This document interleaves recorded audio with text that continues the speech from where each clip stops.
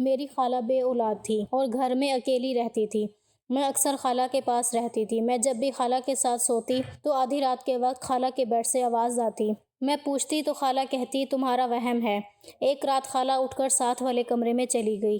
اس کمرے سے خالہ کی عجیب سی آوازیں آ رہی تھیں۔ میں نے جا کر اس کمرے کا دروازہ کھولا تو سامنے خالہ کو اس حال میں دیکھ کر میرے قدموں تلے سے زمین نکل گئی۔ کیونکہ خالہ، میرا نام فوزیہ ہے۔ میں اپنے ماں باپ کی اکلوتی اولاد ہوں۔ میرے والد بچپن میں ہی فوت ہو گئے تھے۔ خاندان میں کوئی ساتھ دینے والا نہیں تھا، اس لیے میری ماں نے لوگوں کے کپڑے سینے شروع کر دیے۔ بعد میں نے پڑھائی چھوڑ دی اور ماں کے ساتھ کام میں اس کا ہاتھ بٹانے لگی تھی۔ ماں کہیں بھی جاتی تھی تو مجھے خالہ نسیم کے گھر چھوڑ جاتی۔ خالہ نسیم میری سگی خالہ نہیں تھی، بس ہماری ہمسائی تھی، اس لیے میں انہیں خالہ ہی کہتی تھی۔ اس بار بھی امی 3 دن کے لیے شادی پر جا رہی تھی، مگر میں نے ساتھ جانے سے انکار کر دیا، اس لیے امی شام کے وقت مجھے خالہ کے گھر چھوڑ کر چلی گئی تھی۔ خالہ کی نوکرانی نے میرے لیے ایک الگ بیڈ خالہ کے کمرے میں ہی لگوا دیا تھا۔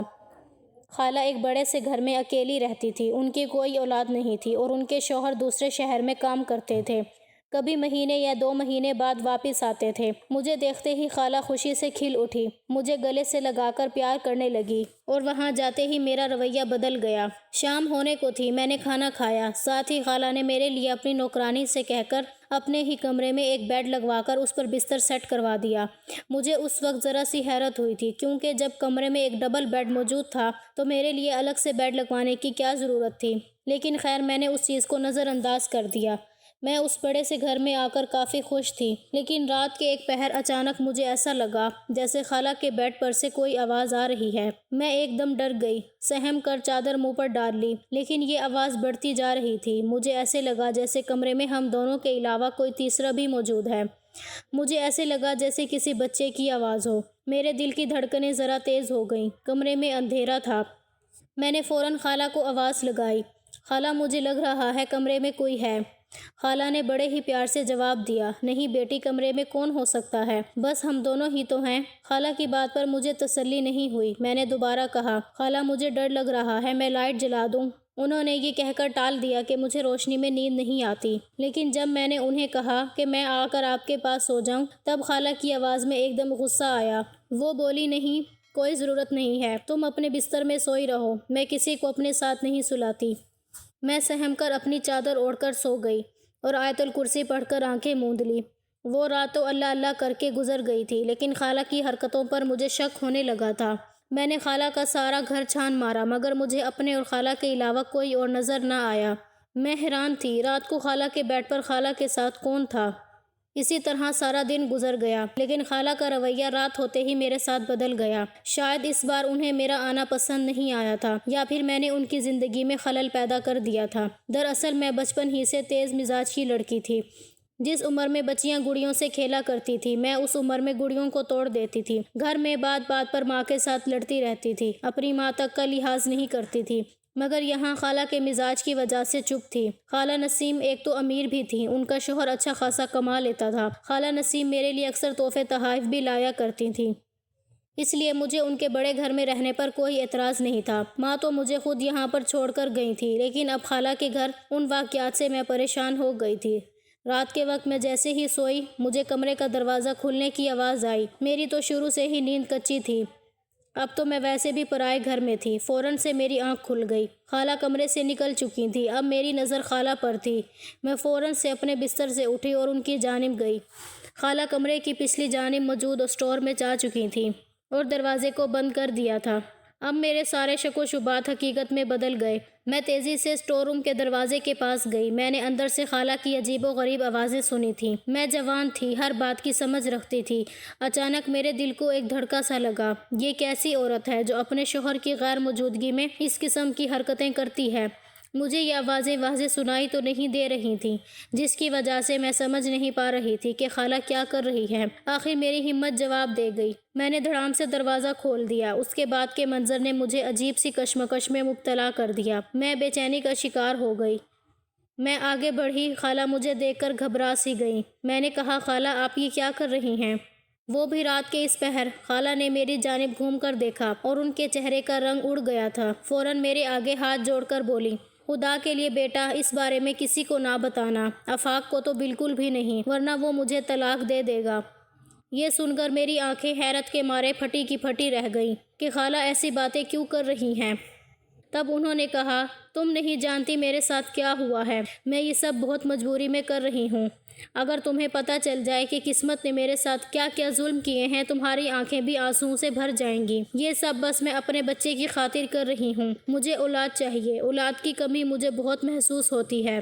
ان کی یہ بات سن کر میں چونک گئی۔ اب انہوں نے اپنی کہانی سنانا شروع کر دی۔ میں شروع سے ہی بے حد حسین تھی۔ شادی کے کئی برسوں بعد میں ایسے ہی حسین رہنا چاہتی تھی۔ تمہارے خالو سے میری پسند کی شادی ہوئی۔ بڑا گھر تھا، ان کے خاندان کی نیک نامی پورے علاقے میں مشہور تھی، تو ہماری شادی بآسانی ہو گئی۔ لیکن شادی کے کچھ ماہ بعد ہی اللہ تعالیٰ نے مجھے ماں بننے کا شرف بخشا، مگر میں اپنے حسن اور جوانی کے خمار میں اس قدر مدہوش ہو چکی تھی کہ میرے نزدیک اولاد کی کوئی اہمیت نہیں تھی۔ میں ویسے بھی ابھی اولاد نہیں چاہتی تھی۔ ایک دن میرے گھر میں میری دور کی ایک عزیز مجھے ملنے آئی۔ میں نے اسے اپنے بچے کے بارے میں بتایا تو وہ ایک دم چونکی اور بولی، نسیم، بچہ پیدا کر کے اپنے اوپر ابھی سے کیوں ذمہ داریاں ڈالنا چاہتی ہو؟ تم تو ابھی بہت خوبصورت اور جوان ہو، تمہارے مستقبل میں کامیابیاں ہی کامیابیاں ہیں۔ تم اس طرح بچے کے جھمیلے میں پڑھ کر اپنی جوانی کیوں برباد کر رہی ہو؟ تم اس بچے کا کام تمام کر دو اور میں تمہیں ایک ڈائریکٹر سے ملواؤں گی جو تمہیں فلموں اور ڈراموں میں کام دے گا۔ یہ سن کر میرے منہ سے رال ٹپکنے لگی۔ اس نے میرے دل کی بات کہہ دی تھی۔ شروع سے میرا تو یہی خواب تھا کہ میں ٹی وی پر آؤں، اور جب آج یہ میرا خواب پورا ہونے والا تھا تو اس بچے کی وجہ سے کیوں پیچھے ہٹوں؟ وہ ابھی اس دنیا میں آیا ہی نہیں تھا۔ یہ عورت میری رشتہ دار تھی۔ بے اعتباری کا تو سوال ہی پیدا نہیں ہوتا تھا۔ میں نے ابھی تک اپنے شوہر کو بھی اس بچے کے بارے میں کچھ نہیں بتایا تھا۔ میرے پاس یہ ایک سنہری موقع تھا۔ میں نے اسی وقت کچھ قیمتی زیورات اٹھائے اور اپنی دوست کے ساتھ چلی گئی۔ سب سے پہلے وہ مجھے ایک ڈاکٹر کے پاس لے گئی، جہاں جاتے ہی میں نے اپنے ہاتھوں سے اپنے بچے کا اس دنیا میں آنے سے پہلے ہی گلا دبا دیا۔ ڈاکٹر نے مجھے پہلے ہی آگاہ کر دیا تھا، اگر میں اس بچے کو ضائع کروا دوں گی تو دوبارہ کبھی ماں نہیں بن پاؤں گی۔ مگر مجھے ان ساری باتوں سے کوئی دلچسپی نہیں تھی۔ میں نے اس بچے سے جان چھڑوا لی۔ پھر میری دوست ماریا مجھے اپنے ساتھ دوسرے شہر لے گئی۔ زیور وغیرہ تو میں نے پہلے ہی اسے امانت کے طور پر دے دیے تھے۔ گاڑی سے اترنے کے بعد کافی دیر تک پیدل فاصلہ طے کر کے ہم ایک گھر میں داخل ہوئے۔ اس گھر میں قدم رکھتے ہی اندر کا منظر دیکھ کر میرے چہرے کے سارے رنگ ایک ایک کر کے اڑ گئے، کیونکہ وہاں سب لڑکیوں کے چہرے میک اپ سے بھرے ہوئے تھے۔ چھوٹے چھوٹے لباس میں رقص کرتی لڑکیاں اور ان کے ارد گرد جھومتے مرد۔ وہ منظر دیکھتے ہی مجھے فوراً سے پہلے یہ پتہ چل گیا کہ یہ کوئی عام گھر نہیں ہے، بلکہ یہ ایک حسین محل ہے۔ یہاں حسن کی بھرمار ہے، یہاں روز کسی نہ کسی حسینہ کی بولی لگتی ہے۔ میں نے ماریا سے کہا، تم مجھے یہ کہاں لے کر آئی ہو؟ تم نے تو کہا تھا ہم کسی ڈائریکٹر سے ملنے جا رہے ہیں۔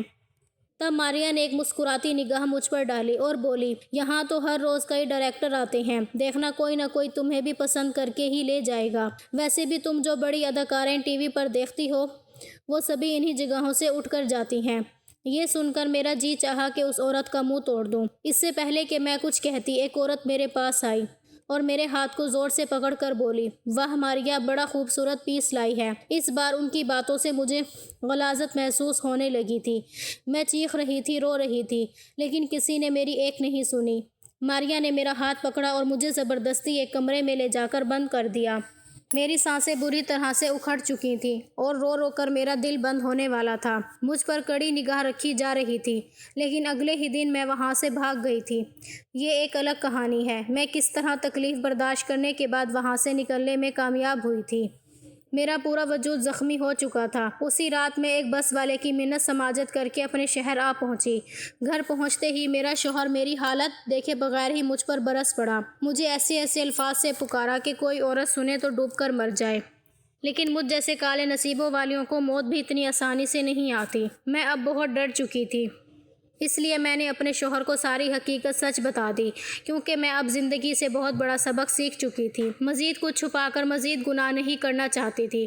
اس دن کے بعد میرا شوہر بالکل خاموش ہو گیا، مجھ سے کوئی بات نہیں کرتا تھا، مہینوں گھر سے باہر رہتا۔ اور جب تم نے مجھے اس کمرے میں دیکھ ہی لیا ہے تو میں تمہیں یہ بھی بتا دوں کہ جب میرا شوہر گھر میں نہیں تھا تو ہمارے گھر میں ایک بلی آ کر رہنے لگی۔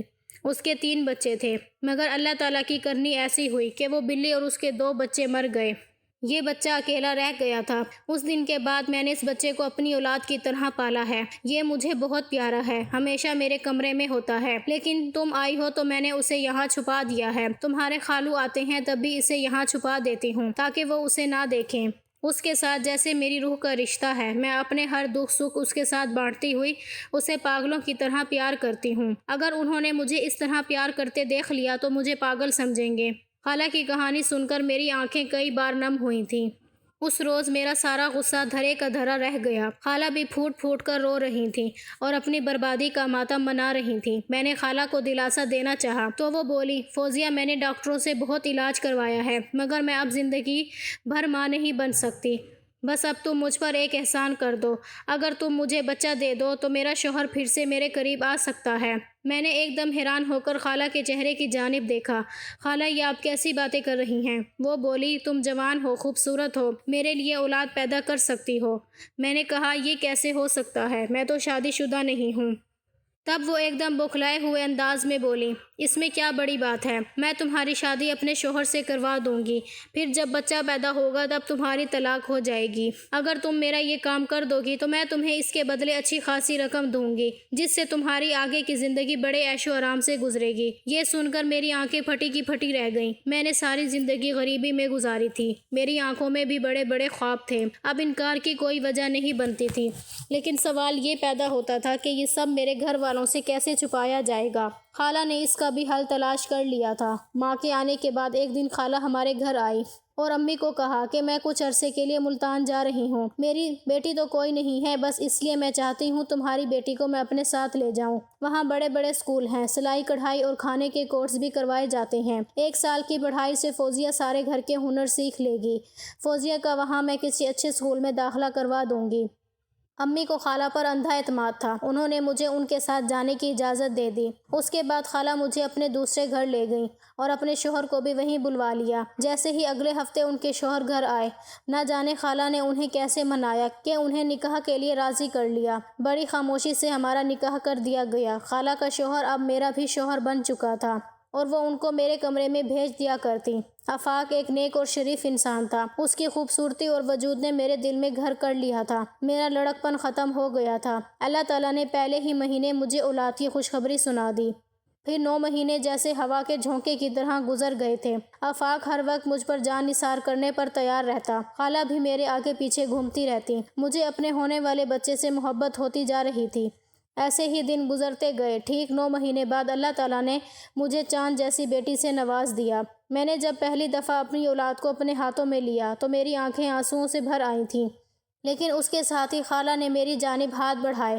میرا دل جیسے مٹھی میں آ گیا تھا۔ ایک ماں کے لیے یہ لمحہ کتنا تکلیف دہ ہوتا ہے جب وہ اپنے بچے کو کسی دوسرے کے حوالے کر دے۔ میرے لیے وہ لمحہ کسی قیامت سے کم نہیں تھا، مگر خالہ کی اس بچے سے محبت دیکھ کر میں نے اسے خالہ نسیم کے حوالے کر دیا۔ میں جانتی تھی کہ وہ کس قدر اذیت سے گزر رہی ہیں، لہٰذا میں نے اپنا وعدہ پورا کر دیا، بچہ انہیں سونپ دیا۔ کچھ دن ان کے گھر میں رہنے کے بعد میں اپنے گھر واپس لوٹ آئی۔ خالہ نے مجھے اسکول میں داخلہ بھی لے دیا تھا، میرا 1 سال کا کورس بھی مکمل ہو گیا تھا۔ میری ماں بھی بہت خوش تھی، لیکن میرا دل تو جیسے وہیں رہ گیا تھا۔ 1 سال بعد اپنی ماں کو دیکھنے کے بعد میرے اندر ممتا کی قدر اور زیادہ بڑھ گئی تھی۔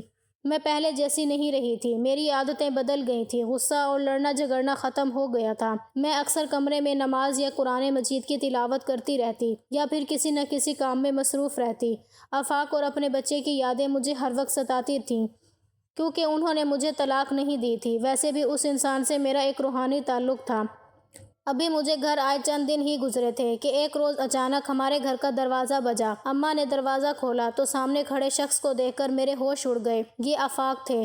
ماں تو ان کے ساتھ عام مہمان کی طرح برتاؤ کر رہی تھیں، لیکن یہ میرا دل ہی تھا جو دھڑک رہا تھا۔ وہ میرے دل کا بادشاہ تھا۔ اماں اسے مہمان خانے میں لے کر آئیں اور مجھے چائے بنانے کا کہا۔ میں چائے بنا کر لے آئی، تب اماں نے مجھے اپنے پاس بٹھا لیا۔